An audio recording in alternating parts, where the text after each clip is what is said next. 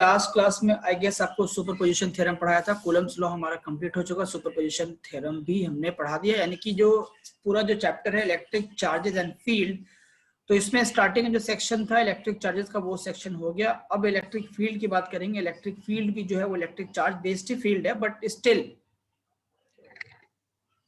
Still electric field का section अभी start हुआ। इलेक्ट्रिक चार्जेस अब तक पढ़ रहे थे, उसकी प्रॉपर्टीज डिस्कस किया, उसके मेथड्स ऑफ चार्जिंग पढ़ा, कूलम्स लॉ पढ़ा यानी कि फोर्स बिटवीन चार्जेस पढ़ा। ठीक है, अब हम पढ़ने जा रहे हैं नया topic, that is electric field.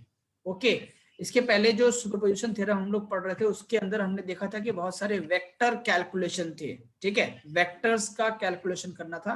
मैंने लास्ट क्लास में एक होमवर्क भी दिया था, टाशी पुंगचुक एंड स्टैंजर एंगल्स। क्या आप लोगों ने सॉल्व कर लिया? Yes sir. लास्ट क्लास में होमवर्क दिया था, सॉल्व कर लिया Tashi Stanzin? Yes sir. Superposition theorem के क्वेश्चंस आप तभी कर पाओगे जब आपको वेक्टर आता होगा। अगर आपको वेक्टर नहीं आता तो सुपरपोजिशन थ्योरम के क्वेश्चंस आप नहीं कर पाओगे। So you must know vector calculation when you want to study the superposition principle. So is that clear? Superposition principle clear है, वेक्टर पोर्शन क्लियर है? बोलो, सुपरपोजिशन प्रिंसिपल क्लियर है, वेक्टर प्रॉब्लम क्लियर है? बोलिए बेटा। तो आज का हमारा, हाँ बोलिए Stanzin. Yes sir. Okay, so आज का हमारा नया सेक्शन होगा इलेक्ट्रिक फील्ड। उसके पहले एक छोटा सा सवाल जो बोर्ड में आया हुआ है, 2014 में आया हुआ है। ठीक है, क्वेश्चन ये है कि दो चार्जेस हैं, एक है प्लस क्यू, दूसरा वाला भी है प्लस क्यू। ठीक है, दोनों चार्जेस को हमने 2 मीटर के डिस्टेंस पे सेपरेट कर दिया। कितने मीटर पे? 2 मीटर के डिस्टेंस पे सेपरेट किया। क्वेश्चन ये है कि where should a third charge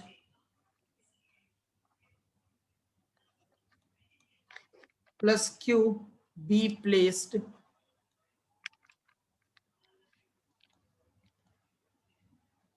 so that it is in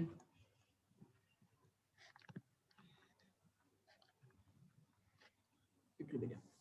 question ये कि where should a third charge be placed so that it is in equilibrium. यानी कि ये जो सिस्टम ऑफ 2 चार्जेस है, एक प्लस क्यू दूसरा भी प्लस क्यू, और ये 2 मीटर के डिस्टेंस पे सेपरेटेड है, इनके सिस्टम में तीसरा चार्ज मैं कहां पे रखूंगा? प्लस कैपिटल क्यू, कि वो इक्विलिब्रियम में हो। इक्विलिब्रियम होने का मतलब ये है कि दोनों तरफ से इक्वल फोर्स लगे, and plus Q plus capital Q, ये जो चार्ज है थर्ड चार्ज, ये मूव नहीं करना चाहिए। जैसे मान लो अगर मैं, देखो सिंपल सी बात ये है कि स्मॉल क्यू एक दूसरे को रिपेल करेंगे क्योंकि दोनों के दोनों सेम नेचर के चार्जेस हैं। ठीक है, तो ये let us suppose this is charge 1, this is charge 2. So can we say that this is force on 2 due to 1, and can we say that the force experienced by 1 on 2? Okay, right? कोई दिक्कत तो नहीं है? दोनों forces repulsive होंगी, opposite direction में लगेंगी। अब सवाल ये कि थर्ड चार्ज को कहां पे प्लेस करें कि वो इक्विलिब्रियम में हो। देखो बेटा, सिंपल सी बात ये है, सबसे पहले मान लेते हैं थर्ड चार्ज को मैं यहां रखता हूं। थर्ड चार्ज पॉजिटिव है। अगर मैं थर्ड चार्ज को यहां पे रखता हूं तो जो चार्ज नंबर 2 है वो इसको इधर रिपेल करेगा F2 फोर्स से, चार्ज नंबर 2। क्यों? क्योंकि दोनों प्लस प्लस हो गया। और चार्ज नंबर 1 भी तो इसको रिपेल ही करेगा ना, क्योंकि वो भी तो पॉजिटिव ही है, वो भी अल्टीमेटली रिपेल ही करेगा। भले ही डिस्टेंस बहुत ज्यादा है बट स्टिल रिपेल ही करेगा ना। बोल बेटा। Yes sir. अब देखो, किसी एक बॉडी पे लगने वाले दोनों फोर्सेस सेम डायरेक्शन में हो तो कभी भी इक्विलिब्रियम में हो ही नहीं सकता। इक्विलिब्रियम होने के लिए क्या होना पड़ेगा? दोनों फोर्स ऑपोजिट डायरेक्शन में होना चाहिए, तो ये इक्विलिब्रियम पोजीशन नहीं हो सकता। अच्छा, लेट अस सपोज मैं थर्ड चार्ज को कहीं यहां रखता हूं, इसके तरफ Q1, चार्ज 1 की तरफ, तो फिर क्या होगा? यहाँ पे भी फिर वही, जो Q1 चार्ज है ये इसको रिपेल ही करेगा F1 फोर्स से, और Q2 भी रिपेल ही करेगा F2 फोर्स से, क्योंकि ये भी रिपल्सिव ही होगा। ठीक है, तो दोनों फोर्स अगर सेम दिशा में होंगी तो फिर से ये पोजीशन इक्विलिब्रियम का नहीं हो सकता। ये पोजीशन इक्विलिब्रियम का नहीं हो सकता, यहाँ पे नहीं हो सकता। इसका मतलब ये कि हो ना हो इन्हीं दोनों चार्जेस के बीच में हम थर्ड चार्ज को प्लेस करेंगे, हो ना हो इन्हीं दोनों चार्जेस के बीच में हम थर्ड चार्ज को प्लेस करेंगे। ठीक है, लेट अस सपोज मैं थर्ड चार्ज को यहां पे रखता हूं प्लस की। ठीक है, अच्छा एक बात और देखो, दोनों चार्जेस इक्वल मैग्नीट्यूड के हैं, plus Q plus small Q, दोनों इक्वल मैग्नीट्यूड के हैं, तो डेफिनेटली हमें एग्जैक्टली बीच में रखना पड़ेगा, क्योंकि इक्वल मैग्नीट्यूड के, कोई ज्यादा कम कोई ज्यादा फोर्स कोई कम फोर्स लगा नहीं सकता, क्योंकि इक्वल मैग्नीट्यूड के हैं। तो एग्जैक्टली अगर हम बीच में लगेंगे तो जो Q1 है वो इसको इधर रिपेल करेगा F1 फोर्स से रिपल्सिव, एंड Q2 इसको इधर रिपेल करेगा F2 फोर्स से। अब देखो ये F1 F2 अपोजिट डायरेक्शन में है, तो ये शायद एक दूसरे को बैलेंस कर लें या इक्विलिब्रियम में हो। ठीक है, यही क्वेश्चन बोर्ड में आया था कि थर्ड चार्ज की पोजीशन क्या होगी, थर्ड चार्ज को हम कहां पे रखेंगे कि उस सिस्टम में वो इक्विलिब्रियम में रहे, वो ना ही लेफ्ट की तरफ शिफ्ट हो ना राइट की तरफ शिफ्ट हो, कोई उसके ऊपर नेट फोर्स नहीं हो। ठीक है, तो इक्विलिब्रियम में होने के लिए बेटा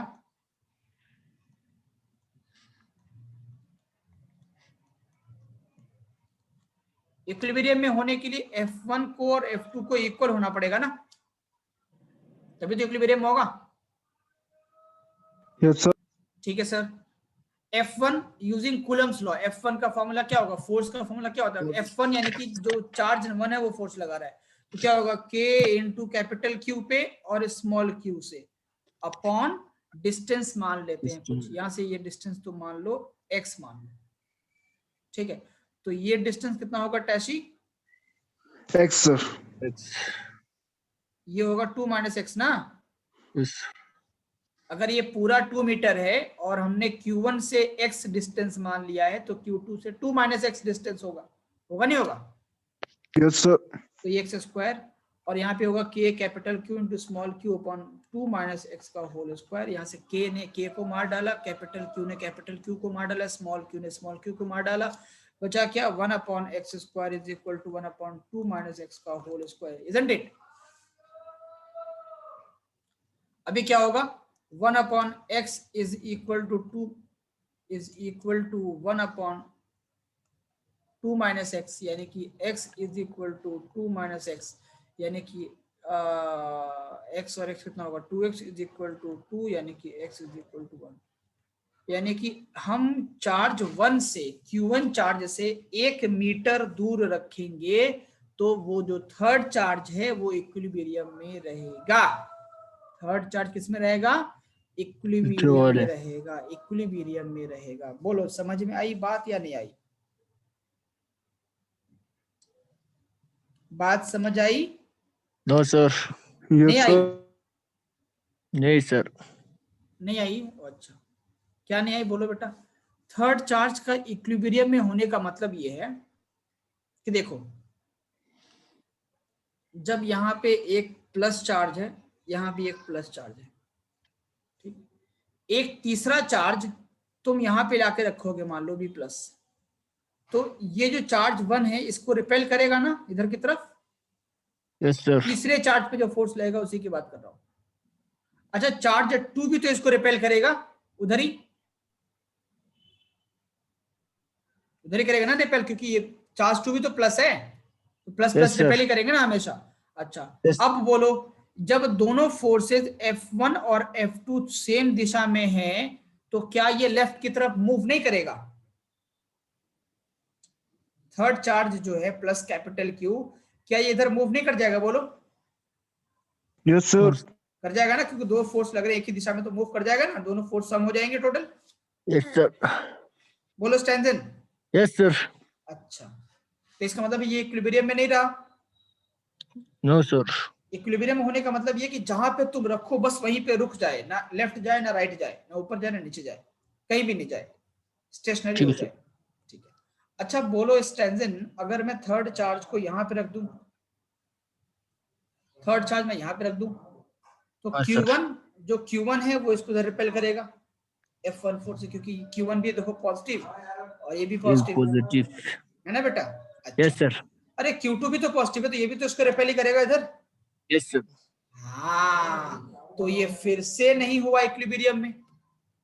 हमारा सवाल ये है कि थर्ड चार्ज को तुम कहां पे रखोगे तो वो इक्विलिब्रियम में रहे, तो मैंने Q1 के करीब रखा लेफ्ट साइड में तो नहीं हुआ, Q2 के करीब रखा लेफ्ट साइड में तो नहीं हुआ। इसका मतलब है कि तीसरा अंतिम पोजीशन यही हो सकता है इन दोनों के बीच में, इन दोनों के बीच में। बीच।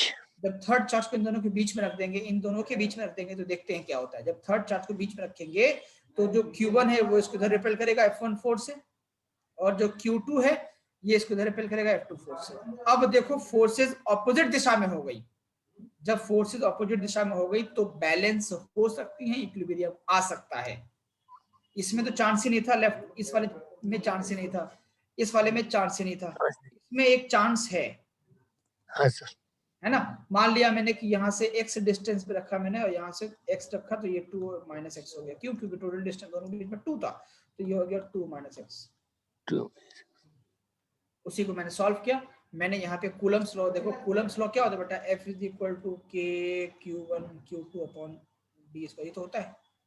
अब मैं जो फोर्स देख, F1 जो फोर्स है, F1 फोर्स, ये F1 फोर्स Q1 और कैपिटल Q के बीच में लग रहा है। ठीक है, ठीक है सर। तो मैं F1 को क्या लिख सकता हूँ बेटा, K into Q1 Q into capital Q upon distance कितना है, x का स्क्वायर। होगा नहीं होगा? होगा सर। होगा सर। अच्छा, तो डिस्टेंस दूसरे वाले चार्ज से, चार्ज 2 से कितना है, 2 माइनस एक्स है। 2 माइनस एक्स। ठीक है, किसके किसके बीच में, कैपिटल Q और Q2। Q। तो ये F2 इक्वल टू क्या होगा, K into capital Q into Q upon distance 2 minus x का होल स्क्वायर होगा। Yes sir. तो F1 कैसे आया, F2 कैसे आया, सब समझ में आ गया। अब यहाँ पे देखो, तो F1 की जगह पे मैंने उसका एक्सप्रेशन लिख दिया, F2 की जगह पे उसका एक्सप्रेशन लिख दिया। K से K कैंसिल, कैपिटल Q से capital Q cancel, small q से स्मॉल q कैंसिल, तो क्या बचा 1 upon x square equal to 1 upon 2 minus x का होल स्क्वायर। अभी आगे क्या होगा, x square x 2 minus x का होल स्क्वायर, स्क्वायर से स्क्वायर खत्म हो गया, तो x अब ये क्रॉस मल्टीप्लाई कर दिया मैंने, ये 1 into x is x, 2 minus x into 1 is 2 minus x, तो x is equal to 2 minus x, और ये x इधर आके प्लस बन जाएगा, तो x प्लस x बन जाएगा 2x, 2 is equal to 2, x is equal to 1। बोलो समझ आया? Yes sir. ऐसे क्वेश्चंस पूछे गए हैं बोर्ड में। चलो आगे बढ़ते हैं हम लोग।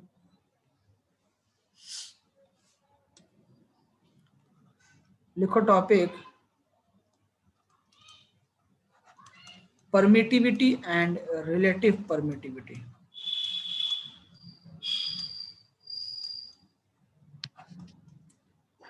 परमिटिविटी एंड रिलेटिव परमिटिविटी, मैंने बेटा आपको पढ़ाया है कि जो कूलम्स लॉ होता है F that is equal to होता है K Q1 Q2 upon D square, और मैंने ये भी बोला है कि this K depends upon medium, this K depends upon medium. तो ये मीडियम पे कैसे डिपेंड करता है? सॉरी, एक्चुअली इनफैक्ट ये K इज इक्वल टू होता है 1 upon 4 pi epsilon, this is epsilon, APSILON, epsilon, this is epsilon, epsilon, ठीक है। और इसी एप्सिलॉन को हम लोग परमिटिविटी कहते हैं। क्या कहते हैं भाई? परमिटिविटी। परमिटिविटी, परमिटिविटी, परमिटिविटी, ठीक। ये परमिटिविटी क्या है? ये मीडियम की प्रॉपर्टी है। क्या है बेटा परमिटिविटी? मीडियम की property. Permittivity is the property of medium, property of a medium, property of a medium। अब ये प्रश्न उठता है कि कौन सी प्रॉपर्टी सर? तो सिंपल सी बात समझना बेटा, जब भी किसी मीडियम में दो चार्जेस को रखेंगे तो उस मीडियम के जो पार्टिकल्स होंगे उन चार्जेस पे लगने वाले फोर्सेस को अपोज करती हैं। अगर तुम सिंपल सी बात सोच के बताओ, अगर तुम नॉर्मली सड़क पे चलते हो एयर मीडियम के अंदर तो आप इजीली चल पाते हो, लेकिन अगर आप स्विमिंग पूल में हो, पानी में हो, और तुमको बोले कि तुम उसी तरीके से फ्रीली चल के दिखाओ, तो क्या तुम चल पाओगे उतने ही फ्रीली? नहीं। no, क्यों नहीं चल पाओगे? स्टैंजन क्योंकि वाटर मीडियम के अंदर जो वाटर के पार्टिकल्स हैं वो आपके मोशन को अपोज करेंगे, है ना। तुम Yes, चलना sir. चाहोगे वो तुमको अपोज करेंगे, इसलिए तुमको कठिनाई भी होती है चलने में, और इस वजह से आप उतना फ्रीली मूव नहीं कर पाओगे, right. So that is the property of the water medium that opposes your motion, right? Here is the same thing कि किसी भी चार्जेस के ऊपर जो मीडियम होती है उस मीडियम के पार्टिकल्स उन चार्जेस के इलेक्ट्रोस्टैटिक फोर्स को अपोज करती हैं, इलेक्ट्रोस्टैटिक फोर्स को अपोज करती हैं, एंड दे एंश्योर या they make that key the force of interaction between the charges should reduce, it reduces the interaction between the charges, इसी को परमिटिविटी कहते हैं। अब क्योंकि एप्सिलॉन जो है वो परमिटिविटी है और ये मीडियम की प्रॉपर्टी है, और के फॉर्मूले में एप्सिलॉन है, इसका मतलब के भी डिपेंड करेगा एप्सिलॉन पे, तो मतलब के भी हो गया मीडियम पे डिपेंडेंट, और के जो है वो एफ के फॉर्मूले में है, इसका मतलब है कि एफ भी हो गया मीडियम पे डिपेंडेंट। इसीलिए मैंने कहा कि since epsilon is the property of medium, इसलिए के depends upon medium, and if के डिपेंड्स अपॉन मीडियम तो then definitely F depends upon medium. So ultimately we say that कि चार्जेस किस मीडियम में रखी हैं इस बात पे भी निर्भर करेगा कि कितना उनके बीच में फोर्सेस लगेंगे। सिर्फ यही नहीं कि चार्जेस के मैग्नीट्यूड क्या है, चार्जेस का डिस्टेंस क्या है, इसके अलावा चार्जेस किन मीडियम में है वो भी एक फैक्टर होगा फोर्स ऑफ इंटरैक्शन के अंदर, ठीक है। Yes, sir. तो मैं लिखता हूं परमिटिविटी का definition, it permits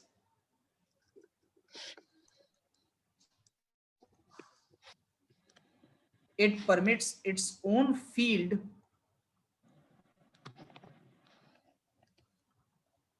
to decrease the interaction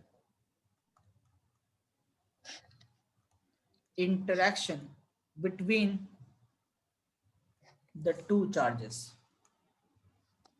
जो चार्जेस के बीच में इंटरैक्शन है उस इंटरैक्शन को अपोज करता है मीडियम जो है वो अपने it permits its own field, अपने ही फील्ड को अपने ही सराउंडिंग में या अपने मीडियम के अंदर ही एक ऐसी फील्ड क्रिएट करता है जो इंटरैक्शन को, उनके चार्जेस के इंटरैक्शन को अपोज करे, या फिर इन शॉर्ट तुम ये समझ सकते हो कि एक ऐसी प्रॉपर्टी मीडियम की जो चार्जेस के फोर्सेस को अपोज करती है उसी को परमिटिविटी कहते हैं, ठीक है। मैं एक और पॉइंट लिख देता हूं,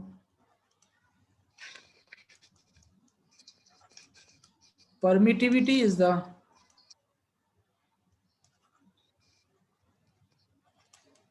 property of a medium that opposes the force of interaction between the charges। मैं बार बार इंटरैक्शन वर्ड क्यों लिख रहा हूं, क्योंकि इंटरैक्शन के अंदर अट्रैक्शन और रिपल्शन दोनों आ गया, तो इंटरैक्शन लिखने से अट्रैक्शन रिपल्शन दोनों हो गया। That opposes the force of interaction between the charges। बात आई समझ? सो देखो F is equal to K Q1 Q2 upon D square या आर स्क्वायर जो भी लिखना लिखो, and K is equal to 1/4 pi epsilon, ठीक है। देखिए बेटा, अगर एप्सिलॉन की वैल्यू ज्यादा होगी तो क्या K की वैल्यू कम होगी? इनवर्सली है ना, एप्सिलॉन ग्रेटर है तो K की वैल्यू कम होगी, और अगर K की वैल्यू कम होगी तो फोर्स की वैल्यू ज्यादा होगी। तो यूं समझो कि एप्सिलॉन की वैल्यू ज्यादा होने से फोर्स की वैल्यू, सॉरी मैं क्या लिख रहा हूं, K की वैल्यू कम होगी तो फोर्स की वैल्यू कम होगी, ठीक है। तो एप्सिलॉन के ज्यादा होने से फोर्स की वैल्यू कम हो जाएगी। जब भी मीडियम की परमिटिविटी ज्यादा होगी तो मीडियम के लगने बीच चार्जेस के बीच में लगने वाली फोर्स ज्यादा होगी, ठीक है। और अगर इन केस परमिटिविटी कम है तो K की वैल्यू ज्यादा होगी, और अगर K की वैल्यू ज्यादा होगी तो फोर्स की वैल्यू भी ज्यादा होगी। तो परमिटिविटी कम तो फोर्स ज्यादा तो परमिटिविटी कम। इसलिए वी कंसीडर कि F इज प्रोपोर्शनल टू 1/ε, यानी कि जिस मीडियम की परमिटिविटी ज्यादा होगी उस मीडियम में लगने वाला फोर्स लेसर होगा, और जिस मीडियम की परमिटिविटी कम होगी उस मीडियम में लगने वाला फोर्स की वैल्यू ज्यादा होगा। बोलो, clarity milli?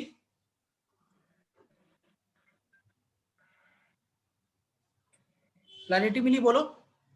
And the minimum permittivity we found is in the free space और इन द वैक्यूम।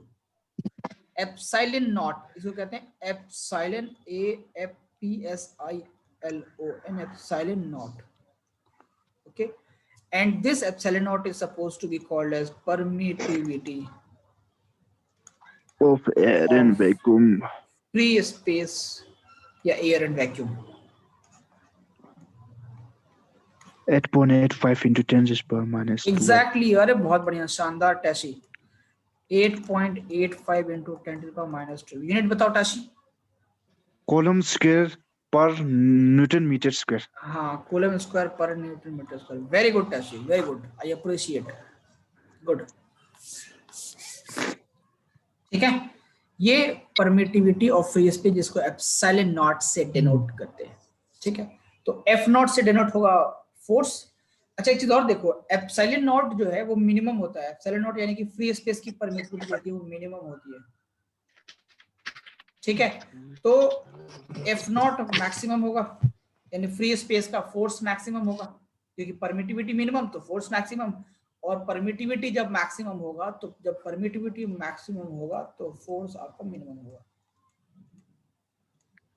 ठीक है। कोई दिक्कत तो नहीं है? No, sir. No, sir. ये फ्री स्पेस की कहानी है, तो फ्री स्पेस में परमिटिविटी क्योंकि मिनिमम होती है, इसलिए charges between the force between the charges will be maximum, ठीक है। और किसी दूसरे मीडियम की परमिटिविटी की बात करें। अच्छा, एक चीज और लिखो, इसमें लैम्डा एम लिखते हैं, लैम्डा एम, और यहाँ पे एम मतलब होता है कि कोई भी एक मीडियम, एनी मीडियम,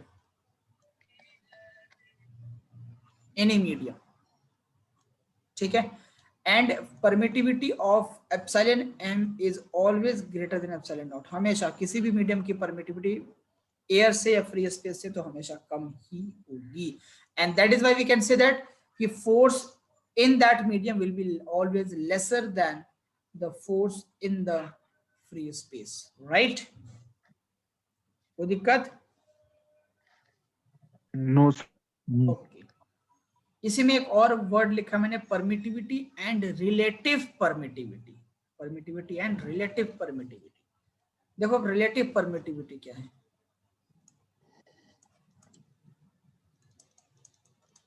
नाम से क्लैरिटी मिल रही है कि रिलेटिव परमिटिविटी का मतलब ये है कि जब दो मीडियम के परमिटिविटी को कंपेयर करोगे तो रिलेटिव परमिटिविटी वर्ड, जैसे आप क्लास 10th में पढ़े होंगे सॉरी, क्लास 10th में आप पढ़े होंगे refractive index, absolute refractive index, relative refractive index. हालांकि क्लास 12th में भी पढ़ोगे refractive index, relative refractive index. जब दो मीडियम के रिफ्रैक्टिव इंडेक्स को कंपेयर करते हैं तो उसको रिलेटिव रिफ्रैक्टिव इंडेक्स कहते हैं। वही यहाँ पे रिलेटिव परमिटिविटी का मतलब ये है कि दो मीडियम की परमिटिविटी जब कंपेयर करेंगे तो उसको रिलेटिव परमिटिविटी कहेंगे। इसको हम ना एक नए नाम से जानेंगे क्लास नेक्स्ट चैप्टर में, डाइलेक्ट्रिक कांस्टेंट के नाम से। नेक्स्ट चैप्टर में इसी को हम लोग डाइलेक्ट्रिक के नाम से जानेंगे, रिलेटिव परमिटिविटी को। देखो, रिलेटिव परमिटिविटी को म्यू आर से, एप्सिलॉन आर से डिनोट करते हैं, and epsilon r is the permittivity of medium upon permittivity in the free space, ठीक है। और यहां से तुम epsilon m equal to epsilon nought epsilon r लिख सकते हो।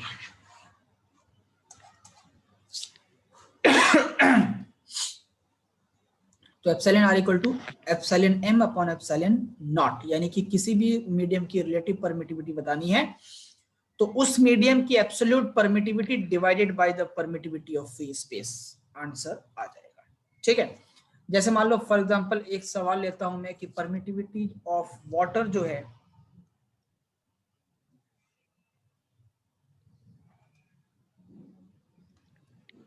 इसका सा लिखो,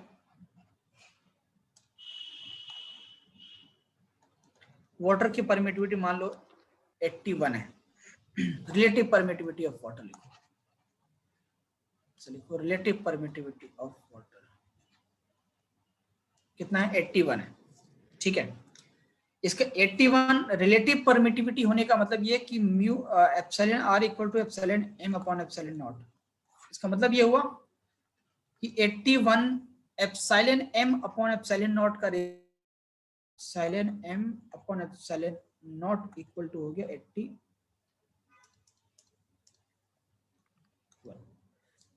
और एप्सिलॉन एम क्या था, ये तो वाटर है, क्योंकि वाटर रिलेटिव परमिटिविटी देखना तो एप्सिलॉन लिखेंगे W, वाटर में एप्सिलॉन नॉट इक्वल टू 81। तो एप्सिलॉन वाटर यानी कि relative permittivity of water can be equal to 81 into epsilon nought, यानी कि 81 को मल्टीप्लाई कर देंगे अगर हम फ्री स्पेस की परमिटिविटी से, तो हमें वाटर की परमिटिविटी मिल जाएगी। बात आई समझ में? अगर epsilon not 81 times epsilon water is 81 times of epsilon naught, इसका मतलब ये कि अगर मैं देखो अगर परमिटिविटी बढ़ेगी तो फोर्स घटेगा, तो अब वो 81 टाइम्स ग्रेटर है अगर, तो फोर्स 81 टाइम्स लेसर होगा। अगर मैं फोर्स की बात करूं, अगर मैं फोर्स इन वाटर की बात करूं, तो force in water will be equal to 81 upon force in the medium, force in the free space. ये 81 टाइम्स ग्रेटर है तो ये 81 टाइम्स लेसर होगा, सिंपल, क्योंकि शक वाली बात ही नहीं है। ठीक है भाई,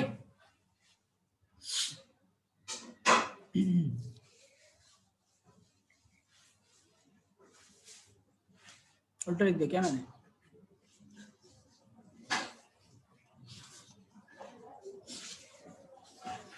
ठीक है, कोई दिक्कत बोलो? No sir. No sir, no sir, no sir. मान लो एक सवाल पूछ दिया मैंने कि एक मीडियम है जिसमें दो चार्जेस रखे, मान लो ये Q1 है और ये Q2 है। ठीक है, दोनों में सेपरेशन है D का, ये रखा मैंने वैक्यूम में यानी कि फ्री स्पेस में। ठीक है, अब उन्हीं दोनों चार्जेस को हमने दूसरे किसी मीडियम में डाला सेम डिस्टेंस पे, let us suppose in any liquid. ठीक है, और अगर मैं ये बोल दूं कि इसमें लगने वाला जो फोर्स है वो F है, इसमें लगने वाला फोर्स जो है वो F/4 है, तो मैं आपसे सवाल ये पूछ लूं,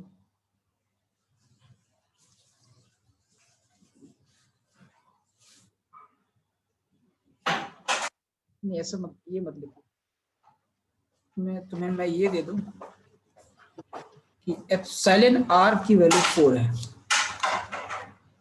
तो फाइंड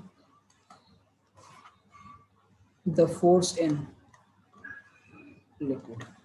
ये यहाँ पे फोर्स F था, इस मीडियम का फोर्स F है और relative permittivity mu epsilon r equal to 4 है, तो लिक्विड में कितना फोर्स लगेगा ये सवाल है, ये आपके इस बुक का क्वेश्चन है।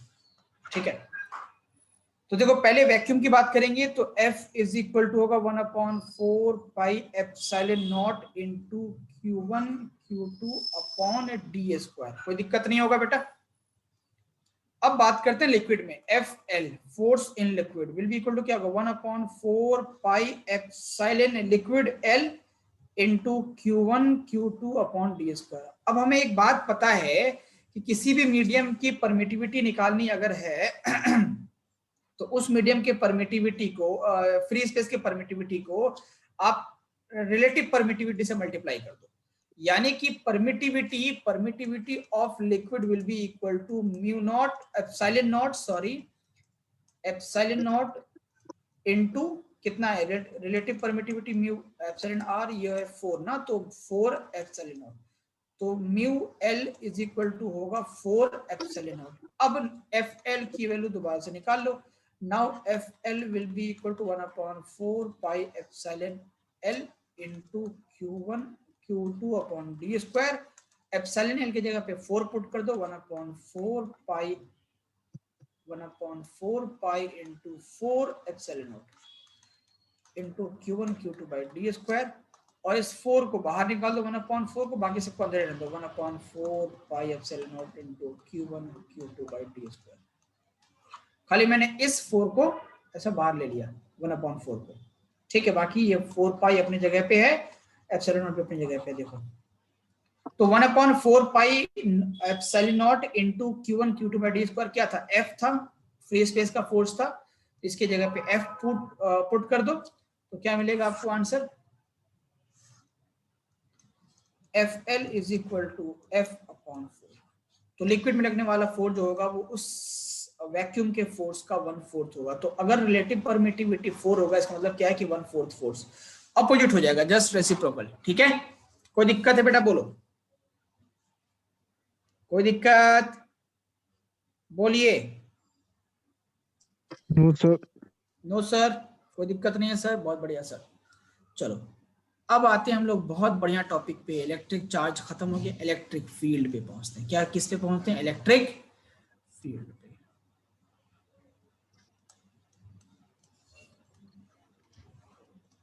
इलेक्ट्रिक फील्ड ये हमारा नया सेक्शन है और ये सेक्शन बहुत लंबा चलेगा। इलेक्ट्रिक फील्ड पढ़ेंगे, इलेक्ट्रिक फील्ड पॉइंट चार्ज की वजह से पढ़ेंगे। इलेक्ट्रिक फील्ड हम लोग एक्सटेंडेड चार्जेस यानी कि किसी भी फाइनाइट रॉड की वजह से, सेमी सर्कुलर वायर की वजह से, यानी कि किसी भी चार्ज डिस्ट्रीब्यूशन सिस्टम से हम लोग इलेक्ट्रिक फील्ड निकालेंगे। इलेक्ट्रिक फील्ड इंटेंसिटी पढ़ेंगे, इलेक्ट्रिक फील्ड लाइंस पढ़ेंगे, फिर उसके बाद फिर डाइपोल पढ़ेंगे, डाइपोल के बाद फिर हम लोग गॉस लॉ पढ़ेंगे एंड ब्ला ब्ला ब्ला।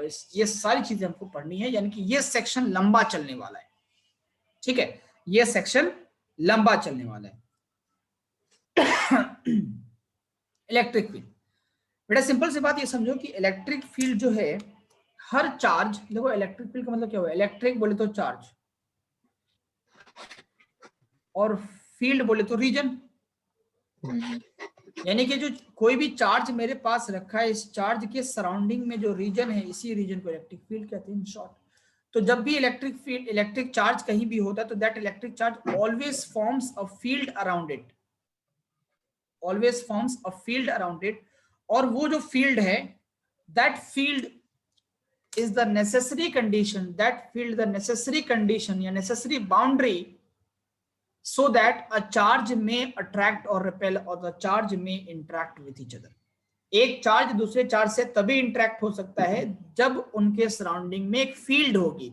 यानी कि फॉर एग्जांपल मेरे पास एक चार्ज प्लस Q1 है और यहाँ पे चार्ज प्लस Q2 है, तो Q1 Q2 को रिपेल तभी कर पाएगा जब Q2 will be lying in the field of Q1। इसको आम बोलचाल के भाषा में ऐसे समझो कि जब आप सड़क से पे चलते हो तो क्या हर गुजरने वाले को सलाम करते हो या हर गुजरने वाले से आप उसको विश करते हैं या उससे मिलते हैं? नहीं, आप उससे बात नहीं करते। हर इंसान से आप मार्केट में बात नहीं करते। आप जब मार्केट जाते हो या कहीं भी पब्लिक प्लेस पे जाते हो तो उन्हीं चुनिंदे लोगों से बात कर पाते हो या करते हो, इंटरैक्ट करते हो जिसको तुम जानते हो, जो आपके फ्रेंड लिस्ट में है, जो आपके कॉन्टैक्ट लिस्ट में है या जो आपके इन शॉर्ट फील्ड में है। तो जिस तरीके से हमारा नेचर है कि हम किसी इंसान से तभी इंटरेक्ट करते हैं जब हम उसको जानते होते हैं, अननोन से नहीं करते, वैसी नेचर चार्ज का भी होता है कि एक चार्ज दूसरे चार्ज से इंटरेक्शन तभी जोड़ता है जब दूसरा चार्ज उसके सराउंडिंग में यानी उसके फील्ड में होगा। अगर उसके फील्ड में नहीं होगा तो उसको इंटरेक्ट नहीं करेगा। तो कूलम्स लॉ में ये बताया गया कि that the charges may attract और repel each other, it may attract or repel each other if they are lying in the field of themselves। अगर वो किसी फील्ड में है तो तभी वो एक दूसरे के ऊपर फोर्सेस लगाते हैं, अदरवाइज नहीं लगाते हैं, ये कंडीशन है। तो इलेक्ट्रिक फील्ड क्या हुआ, एक ऐसा सराउंडिंग जिसमें एक चार्ज दूसरे चार्ज पे फोर्स लगा सकता है। अच्छा अब मैं बात करता हूँ, मान लो मेरे पास एक पॉजिटिव चार्ज है, एक मेरे पास पॉजिटिव चार्ज है। अच्छा ना, इस चीज इलेक्ट्रिक फील्ड को समझने के लिए हमें एक थोड़ा सा अजम्पशन लेना पड़ेगा। एक अजम्पशन है कि एक छोटा सा चार्ज प्लस Q0, जिसको हम लोग टेस्ट चार्ज कहते हैं, चूहा सा चार्ज, एकदम चूहा, बहुत छोटा, इतना छोटा कि इसका खुद का कोई फील्ड नहीं है, इसका खुद का कोई फील्ड नहीं है, इसका खुद का कोई फील्ड नहीं, it is very very very very small, it is very small and इसका कोई फील्ड नहीं है, नो फील्ड। इतना छोटा चार्ज अज्यूम करते हैं। अज्यूम क्यों करते हैं वो समझाता हूं। मेरे बच्चों, अगर ये बात समझाओ मेरे को कि अगर मैं इस क्यू नॉट को इस क्यू के करीब लेकर जाऊंगा तो क्या होगा, तो क्या होगा, जैसे ये क्यू नॉट यहां पहुंचेगा तो क्या ये प्लस क्यू इसको रिपेल नहीं करेगा, यस सर, रिपेल करेगा। अगर मैं क्यू नॉट को यहां पहुंचा दूंगा प्लस क्यू नॉट को, क्या ये इसको रिपेल नहीं करेगा। यस सर, अगर मैं प्लस क्यू को यहां पहुंचा दूं तो क्या इसको रिपेल नहीं करेगा। Yes sir, very good. मैं जहां भी क्यू नॉट को लेकर जाऊंगा वो उसको रिपेल करने लगेगा, यानी कि आप पॉजिटिव देखो इलेक्ट्रिक फील्ड को समझने के लिए या इलेक्ट्रिक फील्ड के डायरेक्शन समझने के लिए हमें टेस्ट चार्ज को कंसीडर करना ही पड़ेगा, ठीक है। अगर मैं एक टेस्ट चार्ज को कहीं पर लेकर जाता हूं और उसके ऊपर फोर्स ऑफ रिपल्शन लगने लगे, मतलब सामने कोई पॉजिटिव चार्ज है। अगर मैं टेस्ट चार्ज को कहीं लेकर जाता हूं और उसको कुछ अट्रैक्शन फील होने लगे, इसका मतलब है कि सामने नेगेटिव चार्ज है। तो एक पॉजिटिव चार्ज जो है अपने तरफ जो फील्ड क्रिएट करता है वो हमेशा रेडियली आउटवर्ड क्रिएट करता है, रेडियली आउटवर्ड। यानी कि जब उस पॉजिटिव चार्ज के फील्ड में किसी टेस्ट चार्ज को लेकर जाओगे, it will apply the force of repulsion in the opposite direction, और it will apply the force to pull to push away the test charge. Test charge को दूर भेजने के लिए वो फोर्स अप्लाई करेगा, रिपल्सिव फोर्स, राइट। तो अगर मैं एक पॉजिटिव चार्ज की इलेक्ट्रिक फील्ड की बात करूं तो पॉजिटिव चार्ज का जो इलेक्ट्रिक फील्ड होगा वो हमेशा रेडियली आउटवर्ड होगा। कैसा होगा, हमेशा रेडियली आउटवर्ड होगा। रेडियली आउटवर्ड क्यों होगा, क्योंकि जब टेस्ट चार्ज को हम लेकर जाएंगे किसी भी, जिस पॉइंट पे मुझे फील्ड का डायरेक्शन देखना उस पॉइंट पे टेस्ट चार्ज को लेकर जाएंगे। या मान लो यहाँ टेस्ट चार्ज को लेके इसको रिपेल करेगा, यहाँ लेगा टेस्ट चार्ज को इसको रिपेल करेगा, यहाँ लेगा टेस्ट चार्ज को इसको रिपेल करेगा, जहां जहां भी टेस्ट चार्ज को ले जाओगे उसको रिपेल ही करेगा पॉजिटिव चार्ज। मेरी बात समझ रहे हो आप लोग यस सर, या नहीं समझ रहे हो, बोलना। यस सर, समझ रहे हो। स्टैंजन यस सर, बोलो। समझ गए सर। Very good. थक गए? नो सर, नहीं थके? No sir. अच्छा गुड। तो फिर तुम why are feeling so low? तो देखो ये अट्रैक्ट रिपल्सिव भी होगा, सारा फोर्स इसी तरीके से रेडियली आउटवर्ड होगा। तो जब भी एक पॉजिटिव चार्ज की वजह से इलेक्ट्रिक फील्ड हम ड्रॉ करेंगे तो that electric field will always be repulsive, always be radially outward. क्यों? क्योंकि इलेक्ट्रिक फील्ड ड्रॉ तभी हम कर पाते हैं जब टेस्ट चार्ज को यूज करते हैं, और टेस्ट चार्ज को यूज करने का मतलब है टेस्ट चार्ज को इलेक्ट्रिक उस पॉजिटिव चार्ज के करीब ले जाना। जब किसी टेस्ट चार्ज को उस पॉजिटिव चार्ज के करीब ले जाओगे तो definitely it will apply the force of repulsion. So we see that कि the field comes out to be always radially outward, always radially outward, outward, always radially outward.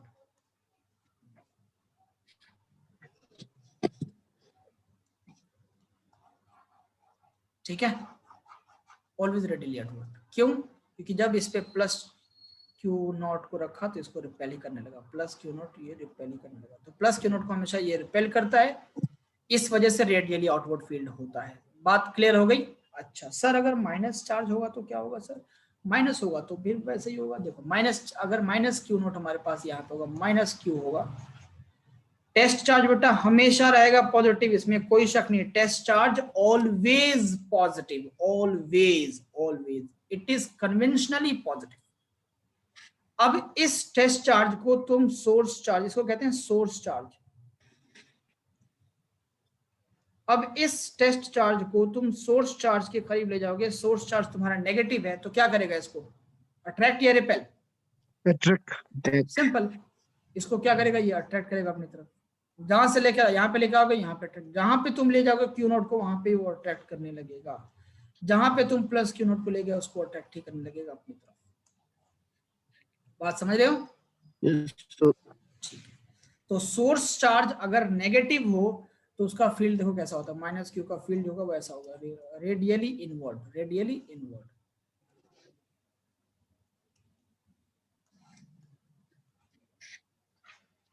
अब तुम बोलोगे सर ये एरो जो ड्रॉ कर रहे हो वो कुछ छोटे हैं कुछ बड़े हैं, ये क्यों है? ये इसके भी कारण है।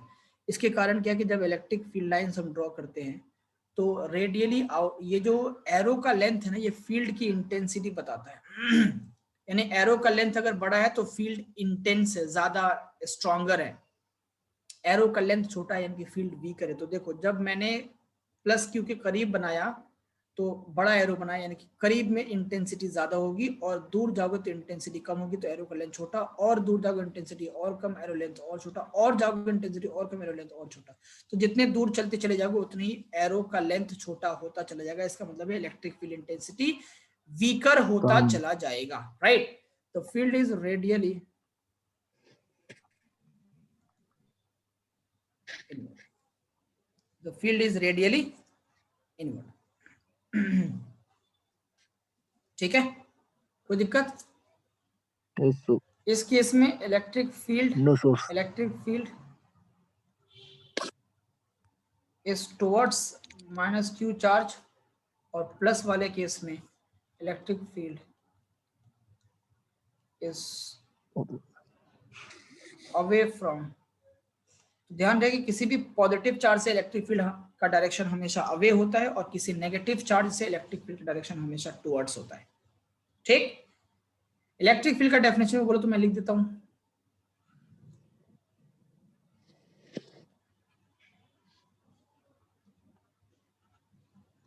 space or region around a charge, space or region around a charge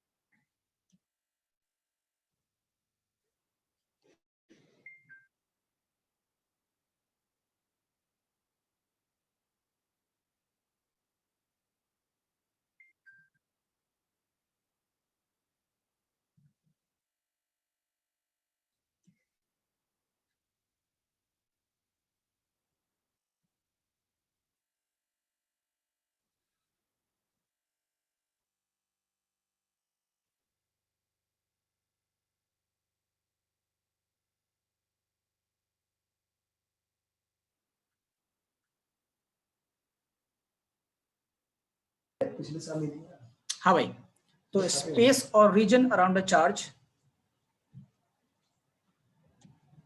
in which it interacts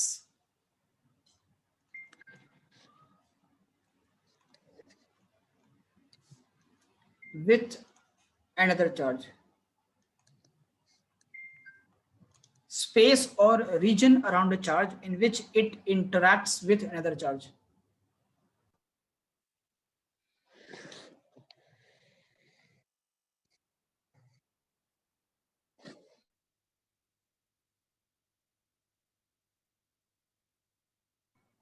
हाँ भाई, ठीक है। Yes, sir. And every charge creates an electric field around it। Her charge electric field create करता है। Positive charge electric field away के direction में create करता है और नेगेटिव चार्ज इलेक्ट्रिक फील्ड को टुवर्ड्स डायरेक्शन में क्रिएट करता है। ठीक है, इलेक्ट्रिक फील्ड एक वेक्टर क्वांटिटी है। Electric field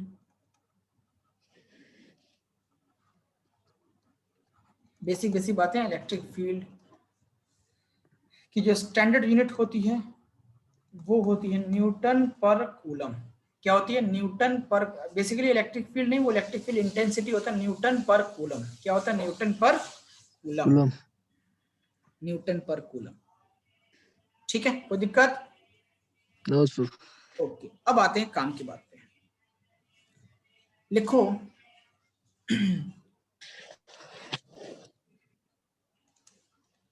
electric field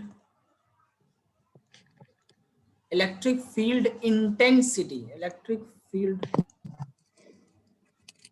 intensity due to a point charge,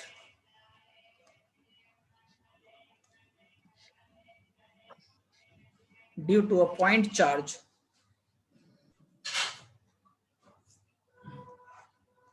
किसी पॉइंट चार्ज की वजह से इलेक्ट्रिक फील्ड इंटेंसिटी यानी कि इलेक्ट्रिक फील्ड हम कैसे कैलकुलेट कर सकते हैं, वो क्वेश्चन है। ठीक है, तो मेरे पास कोई एक पॉइंट चार्ज मैंने मान लिया, let us suppose this is positive q plus q is a point charge. इससे r डिस्टेंस पे मैं यहां पे लिख देता हूं एट अ डिस्टेंस r,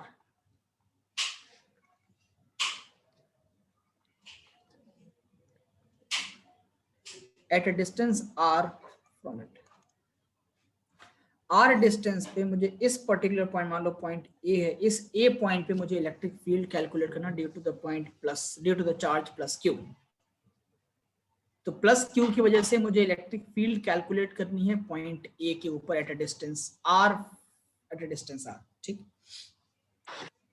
मैंने बताया आपको जहां कहीं भी इलेक्ट्रिक फील्ड कैलकुलेट करना होगा या इलेक्ट्रिक फील्ड की डायरेक्शन निकालनी होगी, आप उस पॉइंट पे क्यू नॉट ले जाके रख दो। क्या करना है, उस पॉइंट पे क्यू नॉट ले जाकर रख दो। यहाँ पे तुम क्यू नॉट रखोगे तो क्या होगा, अगर तुम यहाँ पे प्लस क्यू नॉट रखोगे तो क्या इस फोर्स यहाँ पे रिपल्सिव नहीं लगेगा? सिंपल है, रिपल्सिव लगेगा ना फोर्स। तो जो फोर्स की दिशा होगी वही दिशा इलेक्ट्रिक फील्ड की होती है, सिंपल। क्योंकि इलेक्ट्रिक फील्ड जो है वो फोर्स पे डिपेंड करता है, जितना फोर्स की इंटेंसिटी होगी उतनी ही इलेक्ट्रिक फील्ड इंटेंस होगा। इसका मतलब सिंपल है कि फोर्स का मैग्नीट्यूड पे डिपेंड इलेक्ट्रिक फील्ड का मैग्नीट्यूड करता है, तो फोर्स के दिशा पे भी इलेक्ट्रिक फील्ड की दिशा डिपेंड करेगी। ठीक, तो इलेक्ट्रिक फील्ड का डायरेक्शन क्या होगा, इधर की तरफ होगा।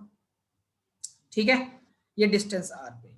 अब एक सिंपल सी बात मुझे समझाओ मेरे बच्चे, जब इस प्लस क्यू के करीब हमने प्लस क्यू नॉट को रखा और इलेक्ट्रिक फील्ड हम निकालना चाहते हैं, मैंने बताया इलेक्ट्रिक फील्ड जो होता है, electric field is the force experienced by the test charge. जब इस टेस्ट चार्ज को हम उस पॉइंट पे, ए पॉइंट पे, मैंने क्या बोला, इलेक्ट्रिक फील्ड जब भी निकालना हो तो टेस्ट चार्ज को ले जाके उस पॉइंट पे रख दो। तो टेस्ट चार्ज उस पॉइंट पे जितना फोर्स एक्सपीरियंस करेगा उतनी ही इलेक्ट्रिक फील्ड होगी, और जिस दिशा में फोर्स एक्सपीरियंस करेगा वही दिशा इलेक्ट्रिक फील्ड की होगी। तो जब हम ए पॉइंट पे ले जाके टेस्ट चार्ज को रखेंगे तो कुछ ना कुछ तो रिपल्सिव फोर्स लगेगा इसके ऊपर, है ना। कितना फोर्स लगेगा, अगर हम वो निकाल लें उतना ही फोर्स ये टेस्ट चार्ज एक्सपीरियंस करेगा, उतना ही इलेक्ट्रिक फील्ड की वैल्यू होगी। तो इलेक्ट्रिक फील्ड जो होता है बेटा वो होता है फोर्स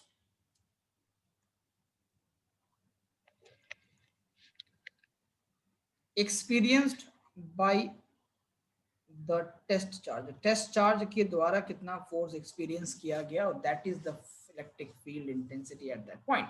यानी कि इलेक्ट्रिक फील्ड का अगर हम फॉर्मूला लिखना चाहे तो क्या लिखेंगे, electric field equal to force upon test charge, force per unit test charge. ठीक है, यानी कि electric field E is equal to F upon Q nought. अगर मैं F निकाल लूं तो हमारा E निकल जाएगा। हमें पता है कूलम्स लॉ को यूज करके, यूजिंग कूलम्स लॉ, दो चार्जेस के बीच में फोर्स का फॉर्मूला क्या है, that F is equal to K Q1 Q2 upon R square. यहाँ पे क्या है, K इंटू Q1 की वैल्यू है प्लस Q और Q2 की वैल्यू है Q नॉट अपॉन डिस्टेंस से R स्क्वायर। तो F is equal to K Q into Q not upon R square. इस F की वैल्यू को वहां पुट कर दो इलेक्ट्रिक फील्ड के एक्सप्रेशन में। ठीक है, यहाँ पे मैग्नीट्यूड निकाल, तो मैग्नीट्यूड की बात करते हैं। तो इलेक्ट्रिक फील्ड की जो मैग्नीट्यूड होगी वो क्या होगा, फोर्स की magnitude divided by test charge. Force का मैग्नीट्यूड क्या आया, K into Q not upon R square आया, and divided by Q not. तो Q नॉट ने Q नॉट को मार डाला, तो क्या आया, K Q upon R square. तो इलेक्ट्रिक फील्ड E बराबर K Q upon R square. किसी भी पॉइंट पे इलेक्ट्रिक फील्ड अगर मुझे निकालना है किसी सोर्स चार्ज की वजह से या किसी भी चार्ज पॉइंट चार्ज की वजह से, at any distance r, that will be equal to E is equal to K Q upon R square। बोलो समझ में आया या नहीं आया?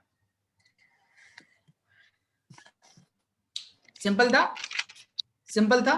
मैंने सिर्फ क्या किया, मैंने ये किया, इस पॉइंट ए के ऊपर मैंने टेस्ट चार्ज रखा, टेस्ट चार्ज ने कितना फोर्स एक्सपीरियंस किया वो मैंने निकाल लिया ये कूलम्स लॉ को यूज करके, ठीक है। और इलेक्ट्रिक फील्ड का डेफिनेशन है force experience by the test charge, यानी कि फोर्स अपॉन टेस्ट चार्ज। तो इलेक्ट्रिक फील्ड, हाँ बोलो, तो टेस्ट चार्ज के फोर्स अपॉन टेस्ट चार्ज, तो टेस्ट चार्ज का फोर्स क्या है, K q q into q nought upon r square, तो क्यू से q nought cancel, K q upon r square बन गया। तो this is the electric field due to a point charge, point charge की वजह से, due to a point charge की वजह से electric field at any distance r का फॉर्मूला होगा K q upon r square, क्योंकि हमें यहाँ पे दिख रहा है साफ साफ कि electric field is inversely proportional to the square of the distance between them, inversely proportional है, इसलिए जब इलेक्ट्रिक फील्ड और आर स्क्वायर का रिलेशन आएगा वो कुछ ऐसा ही आएगा, इलेक्ट्रिक फील्ड और आर का ग्राफ जो होगा वो कुछ ऐसा ही होगा, इलेक्ट्रिक फील्ड और आर का ग्राफ कैसा होगा, इनवर्स पैराबोला। इनवर्स क्यों, क्योंकि इनवर्सली प्रोपोर्शनल है, और स्क्वायर पैराबोला क्यों, क्योंकि स्क्वायर रिलेशन है इसलिए पैराबोला। बात समझ में आई या नहीं आई, बोलो भाई। ग्राफ आया वाला सर। नहीं है। हाँ बोलो, क्या ग्राफ नहीं समझ में? देखो इलेक्ट्रिक फील्ड और आर का रिलेशन कैसा है बेटा, इनवर्सली प्रोपोर्शनल है ना, इनवर्सली प्रोपोर्शनल है ना, तो इनवर्सली प्रोपोर्शनल का ग्राफ जो होता है वो हमेशा इनवर्स होता है, नीचे की तरफ हो, तो डिक्रीजिंग होता है, हमेशा डिक्रीजिंग होता है। और क्योंकि स्क्वायर के इनवर्सली प्रोपोर्शनल है, स्क्वायर का ग्राफ पैराबोला तो होता है ना, आप तो जेई के स्टूडेंट हो, स्क्वायर का ग्राफ कैसा होता है, ये स्क्वायर मतलब स्क्वायर रिलेशन का ग्राफ कैसा होता है, क्वाड्रेटिक रिलेशन का, क्वाड्रेटिक रिलेशन का ग्राफ हमेशा पैराबोलिक होता है, और इनवर्स क्वाड्रेटिक है यहाँ पे, तो इनवर्स पैराबोला बनेगा, तो ये इनवर्स पैराबोला बन गया। Yes sir. डिक्रीजिंग ग्राफ, ठीक है। देखो जैसे जैसे आर की वैल्यू इन्फिनिटी के करीब जाएगी वैसे वैसे फोर्स की वैल्यू 0 के करीब जाएगी, तो जितने ही चार्ज को दूर रखते चले जाओगे उतनी ही फोर्स की वैल्यू कम होती चली जाएगी। If r tends to infinity then force tends to 0, right, right बोलो और not, yes sir. Okay sir. आगे बढ़ते हैं। इलेक्ट्रिक फील्ड वेक्टर क्वांटिटी है, तो इसकी दिशा कैसे निकालेंगे, तो डायरेक्शन, इलेक्ट्रिक फील्ड के डायरेक्शन के लिए हमें फोर्स का डायरेक्शन देखना होगा, फोर्स का डायरेक्शन जो भी होगा वही इलेक्ट्रिक फील्ड का डायरेक्शन होगा। तो लिखूंगा मैं electric field has same direction as force, तो जो फोर्स की दिशा होगी वही इलेक्ट्रिक फील्ड की दिशा होगी। तो अगर मेरे पास एक प्लस क्यू चार्ज था तो इसके ऊपर किसी आर डिस्टेंस पे, किसी भी डिस्टेंस पे इलेक्ट्रिक फील्ड का डायरेक्शन हमेशा अवे की तरफ होगा। कैसा होगा, अवे की तरफ होगा। क्यों होगा अवे की तरफ, इसलिए क्योंकि जिस पॉइंट पे इलेक्ट्रिक फील्ड की दिशा हमें बतानी उस पॉइंट पे क्या रखेंगे, टेस्ट चार्ज। जैसे टेस्ट चार्ज रखोगे तो इलेक्ट्रिक फील्ड इधर ही आएगा, है ना, फोर्स इधर लगेगा तो इलेक्ट्रिक फील्ड उधर ही लगेगा। अच्छा अब बात करते हैं माइनस चार्ज की। अगर ये माइनस चार्ज होगा किसी आर डिस्टेंस पे जाएंगे तो जब भी इलेक्ट्रिक फील्ड की दिशा बतानी हो या मैग्नीट्यूड बताना हो टेस्ट चार्ज को रख दो। तो मैंने क्या किया, मैंने एक टेस्ट चार्ज उठा के, छोटा सा चूहा सा चार्ज उठा के यहाँ रख दिया क्यू नॉट, और जैसे ही क्यू नॉट को रखेंगे तो ये इस प्लस क्यू नॉट को करना शुरू कर देगा, तो इसका इलेक्ट्रिक फील्ड अब टुवर्ड्स हो गया, इसका इलेक्ट्रिक फील्ड टुवर्ड्स हो गया, टुवर्ड्स इसका इलेक्ट्रिक फील्ड अवे हो गया। ठीक है, तो इलेक्ट्रिक फील्ड की दिशा कैसे निकालते हैं, इलेक्ट्रिक फील्ड की दिशा निकालते हैं फोर्स की दिशा देख करके। अगर फोर्स अट्रैक्टिव होगा, टुवर्ड्स होगा, तो इलेक्ट्रिक फील्ड भी टुवर्ड्स, अगर फोर्स अवे वाला रिपल्सिव होगा तो इलेक्ट्रिक फील्ड भी रिपल्सिव या away.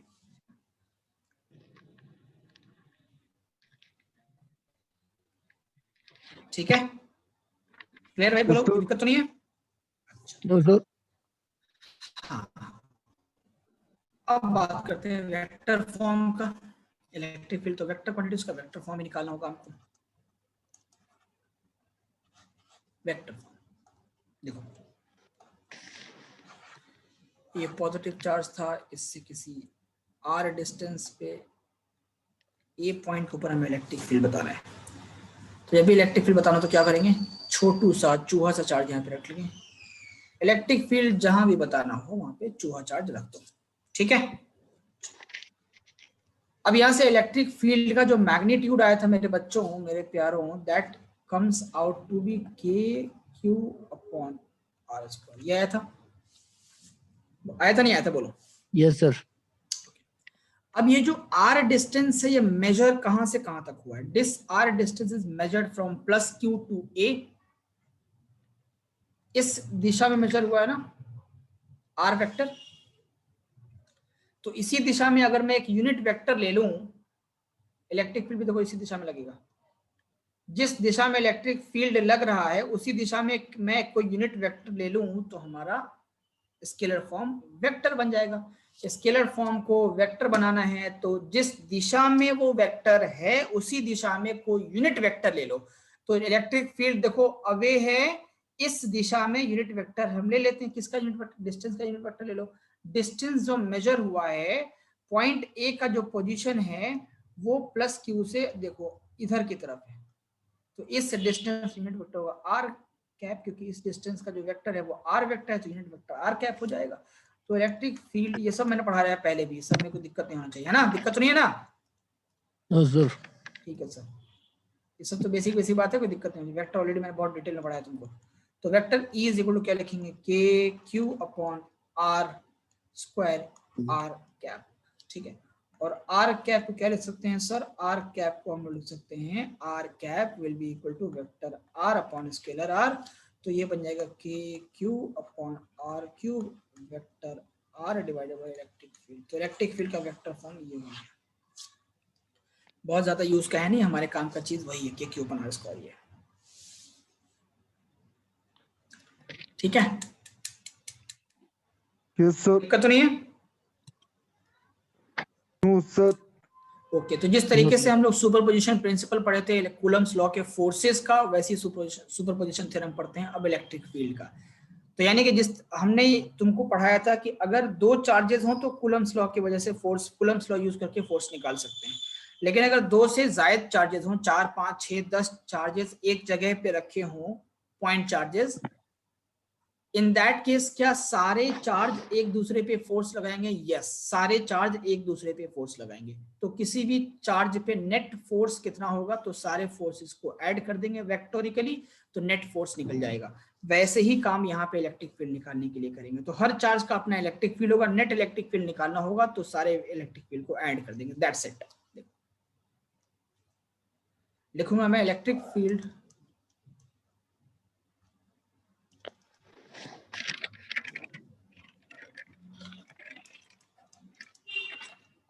electric field due to system of charges।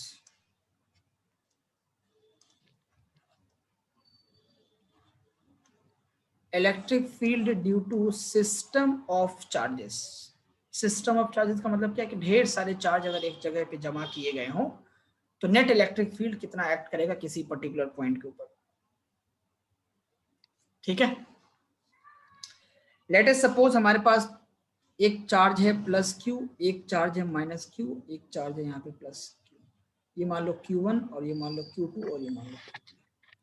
इस Q1, Q2 और Q3 के वजह से किसी भी पर्टिकुलर पॉइंट पे उस पे नेट इलेक्ट्रिक फील्ड कितना होगा, अगर वो हमको निकालने के लिए कोई पूछे तो क्या करेंगे? मान लो तुमसे सवाल ये पूछ दिया कि नेट इलेक्ट्रिक फील्ड बताओ किसी इस पॉइंट पे, ये कोई O पॉइंट है, इस O पॉइंट पे तुम्हें नेट इलेक्ट्रिक फील्ड बताना है। बेटा मैंने क्या बताया कि जिस पॉइंट पे इलेक्ट्रिक फील्ड बताना हो उस पॉइंट पे क्या करो? बोलो, उस पॉइंट पे क्या करो टाशी? जिस पॉइंट पे इलेक्ट्रिक फील्ड बताना हो उस पॉइंट पे क्या करो? टेस्ट चार्ज रख दो, सिंपल। बस बस बस बस, एक टेस्ट चार्ज रख दो, बहुत बढ़िया। तो टेस्ट चार्ज तो पॉजिटिव होता है, तो इस पॉजिटिव टेस्ट चार्ज को ये जो प्लस Q1 है ये इसको क्या करेगा? क्या करेगा? रिपेल करेगा। फोर्स, कूलम्स लॉ का जो फोर्स होता है वो हमेशा किधर लगता है? हमेशा किधर लगता है? पॉजिटिव रिपेल हमेशा लगता है लाइन ज्वाइनिंग द चार्जेस। तो इन पॉइंट्स को पहले मैं ज्वाइन कर लेता हूं एक लाइन से, उसी लाइन पे फोर्स लगेगा हमेशा। और अगर फोर्स उसी लाइन पे तो इलेक्ट्रिक फील्ड भी उस पॉइंट को धरेगी। ये हो गया E1, ठीक है। जब मैं Q2 से इसको ज्वाइन करता हूं तो मुझे ये दिखता है कि भाई Q2 तो माइनस है, तो अट्रैक्ट करेगा या रिपेल करेगा? Attract. Attract. अट्रैक्ट करेगा। तो Q2 का जो इलेक्ट्रिक फील्ड होगा वो इधर की तरफ होगा। और Q3 का बताओ, Repel. Repel. यानी Q3 की वजह से इलेक्ट्रिक फील्ड इधर E3। तो तीन चार्जेस मैंने कंसीडर किए Q1, Q2, Q3। उन तीनों चार्जेस की वजह से O पॉइंट पे जब इलेक्ट्रिक फील्ड हमें निकालना हुआ तो हमने ये देखा कि E1 जो है वो Q1 के अपोजिट लग रहा है, E2 जो है वो Q2 के टुवर्ड्स लग रहा है, E3 जो है वो Q3 के अपोजिट लग रहा है। तो इस O पॉइंट पे जब मुझे नेट इलेक्ट्रिक फील्ड पूछा जाएगा तो मैं क्या लिखूंगा, E नेट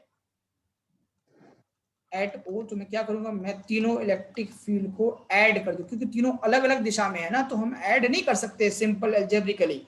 तो तीनों अलग अलग दिशा में है तो हमें वेक्टर एडिशन ही करना पड़ेगा। तीनों इलेक्ट्रिक फील्ड को हम सम कर देंगे तो net electric field at any point O calculate हो जाएगा। नहीं आया समझ में भाई? नहीं आया समझ में? नहीं आया समझ में? बोलो, आया समझ में? नहीं आया? नहीं सर। अरे सिंपल सी बात है कि O पॉइंट पे देखो, O पॉइंट पे एक इलेक्ट्रिक फील्ड इधर लग रहा है, यानी कि एक फोर्स इधर लग रहा है, एक इलेक्ट्रिक फील्ड यानी कि एक फोर्स इधर लग रहा है, एक इलेक्ट्रिक फील्ड यानी कि एक तीसरा फोर्स इधर लग रहा है। तीन अलग अलग दिशा में फोर्सेस लग रही है, ठीक है। तो नेट फोर्स निकालना है, यानी कि नेट इलेक्ट्रिक फील्ड निकालना है। तो तीनों को अगर हम E1 plus E2 plus E3 करेंगे स्केलर फॉर्म में तो क्या आंसर आएगा? नहीं आएगा यार। तीनों अगर सेम दिशा में होती तो तीनों को हम ऐड कर देते तो आंसर आ जाता। अगर दो अपोजिट दिशा में एक सेम दिशा में होता तो दो को ऐड और एक को सब्ट्रैक्ट करते तो आंसर आ जाता, लेकिन तीनों अलग दिशा में है। तो जब तीनों अलग अलग दिशा में हो तो हम इसको एल्जेब्रिकली ऐड नहीं कर सकते, इसको वेक्टर एडिशन से सॉल्व करना पड़ेगा। जैसे आपको सुपरपोजिशन थ्योरम पढ़ाया था कि जब तीन चार्जेस हों या चार चार्जेस हों या कितने भी चार्जेस हों, किसी एक चार्ज पे कितना फोर्स लगता होगा तो हम क्या करेंगे, उस एक चार्ज पे लगने वाले सारे फोर्सेस जो होंगे हर चार्ज की वजह से उसको ऐड कर देंगे। वैसे यहाँ पे भी करेंगे। Net electric field at any point will, देखो E1 को E1 लगा, Q1 की वजह से E2 लगा, Q2 की वजह से E3 लगा, Q3 की वजह से तीनों को ऐड कर दिया तो हमारा नेट इलेक्ट्रिक फील्ड आ गया। बोल बेटा, तुम्हें मैंने 10 रुपए दिए, तुम्हारे फादर ने 10 रुपए दिए, तुम्हारे मदर ने 10 रुपए दिए, कितने पैसे हुए टोटल स्टैंजन? 30. मैंने सर। 10, तुम्हारे फादर ने 10 और तुम्हारे मदर ने 10, कितने पैसे हुए टोटल तुम्हारे पास? 30. 30। मुश्किल है, ऐड किया ना सिर्फ। अब यहाँ पे Yes, थोड़ा sir. सा प्रॉब्लम ये है कि वेक्टर क्वांटिटी है, अलग अलग दिशा में एक्ट कर रहा है, तो इनको हम एल्जेब्रिकली ऐड नहीं कर सकते, तो इनको वेक्टोरिकली ऐड कर लेंगे, कोई दिक्कत नहीं है। ऐड करके दिखाना नहीं है, बट सिंपल जानना है कि ऐड कर लेंगे तो काम हो जाएगा, ठीक है। आगे क्वेश्चंस मिलेंगे थोड़ा सा वैसे वाले, ठीक है, कोई दिक्कत तो नहीं है ना? No, sir. Okay sir. जैसे मान लो एक सवाल तुमसे पूछ लिया कि एक चार्ज है 1 माइक्रोकूलम का, दूसरा चार्ज है 2 माइक्रोकूलम का। इन दोनों के बीच में जो डिस्टेंस है मान लेते हैं वो 2 सेंटीमीटर का है। कितना है? 2 सेंटीमीटर। कोई एक पॉइंट मैंने कंसीडर किया एकदम यहाँ पे बीच में, ये ए पॉइंट। अब मुझे इस ए पॉइंट पे इलेक्ट्रिक फील्ड निकालना है।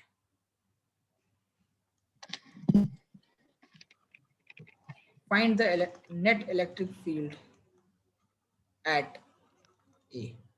नेट इलेक्ट्रिक फील्ड एट ए पॉइंट पे नेट इलेक्ट्रिक फील्ड बताना है। ए पॉइंट जो है वो 1 माइक्रोकूलम से 1 सेंटीमीटर दूर है और 2 माइक्रोकूलम से भी 1 सेंटीमीटर ही दूर है, यानी कि मिड पॉइंट है एग्जैक्टली। मीडियम कौन सा है? वैक्यूम है। कैसे निकालोगे इलेक्ट्रिक फील्ड? देखो 1 माइक्रोकूलम की वजह से भी लगेगा, 2 माइक्रोकूलम की वजह से भी लगेगा। 1 माइक्रोकूलम वाला भी प्लस है, 2 माइक्रोकूलम वाला भी प्लस है, दोनों पॉजिटिव है ना। तो जिस पॉइंट पे इलेक्ट्रिक फील्ड निकालो उस पॉइंट पे क्या करते हैं बोलो? बोलो। प्लस सर टेस्ट चार्ज रखेंगे। टेस्ट चार्ज हाँ, अगर मान लेते हैं ये चार्ज 1 है, ये चार्ज 2 है, तो चार्ज 1 की वजह से रिपल्सिव फोर्स इधर F1 और चार्ज 2 की वजह से रिपल्सिव फोर्स इधर F2। ठीक है, तो यस सर इलेक्ट्रिक फील्ड भी ऐसे ही, ये Yes, sir. E2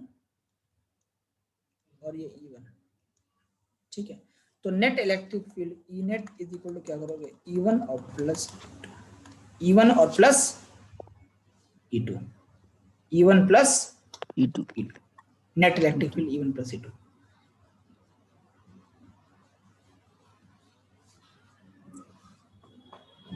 अच्छा, डायरेक्शन का ऑपोजिट हो गया ना।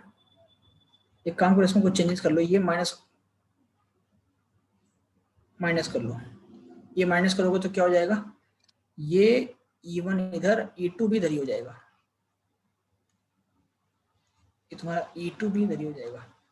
E2 अट्रैक्ट करेगा, E1 रिपेल करेगा। ठीक है, तो E1 प्लस E2। अब निकाल लो तुम नेट इलेक्ट्रिक फील्ड। E1 की वैल्यू क्या होगी, KQ upon R square, KQ1 plus R square और KQ2 plus upon R square, ये होगा E2 की value. K upon R square तुम कॉमन ले सकते हो, तो क्या होगा, Q1 plus Q2, Q2. 9 into 10 to the power 9। ठीक है, और अपॉन डिस्टेंस कितना है बेटा दोनों के बीच में, अच्छा दोनों का डिस्टेंस कितना 1 सेंटीमीटर है ना, तो क्या लिखेंगे 10 टू द पावर -2। ये जो R है, ये डिस्टेंस, ये क्या है, यही तो R है, ये तो R है, तो R इक्वल कितना है 1 सेंटीमीटर, मतलब 10 टू द पावर -2 मीटर। ठीक है, तो 10 टू द पावर -2 का स्क्वायर, और Q1 की वैल्यू है 1 माइक्रो कूलम, यानी कि 1 इंटू 10 टू द पावर -6, और Q2 है 2 माइक्रो कूलम, तो 2 इंटू 10 -6। साइन नहीं लिखते यहाँ पे, है ना, ध्यान रहे। तो ये होगा 9 into 10 to the power 9 upon 10 to the power -4, और 1 माइक्रोकूलम प्लस 2 माइक्रोकूलम कितना होगा, 3 माइक्रोकूलम, तो 3 इंटू 10 टू द पावर -6। ठीक है, कट्टम कुट्टिम करो, ये कटेगा इससे, तो 10 के पावर -2 बचेगा, 10 के पावर -2 कटेगा इससे, 10 के पावर 7 बचेगा, तो आंसर होगा 9 3 27, 27 10 पावर 7। तो नेट इलेक्ट्रिक फील्ड होगा वो 27 10 पावर 7 होगा, न्यूटन पर कूलम, न्यूटन पर कूलम। ठीक है भाई, Curriculum. एक सवाल मैं होमवर्क ले देता हूँ, Yes, sir. तो बना के लाओगे, बस लास्ट क्वेश्चन है ये। ठीक है, ये 3 पॉइंट्स है, ये A है, ये B है और ये C है। ठीक है, इक्विलैटरल ट्रायंगल है A और A। यहाँ पे चार्ज रखा है +Q, यहाँ पे चार्ज रखा है -Q। ठीक है, इस A पॉइंट पे, इक्विलैटरल ट्रायंगल भाई ध्यान रहे, इस A पॉइंट पे नेट इलेक्ट्रिक फील्ड निकालना, find net electric field eight A point पे नेट इलेक्ट्रिक फील्ड कैलकुलेट करना है, A पॉइंट पे नेट इलेक्ट्रिक फील्ड कैलकुलेट करना है। ठीक है, निकाल सकते हो ना। तो B के ऊपर +Q चार्ज है, तो +Q की वजह से कैसा होगा, देखो +Q की वजह से रिपल्सिव होगा, इधर की तरफ होगा। A पॉइंट पे निकालना, जिस पॉइंट पे निकालना उस पॉइंट पे छोटू वाला चार्ज +Q0 होगा, छोटू चार्ज। ठीक है, तो रिपल्सिव, और C की वजह से अट्रैक्टिव, तो ये होगा electric field due to B, ये होगा electric field due to C।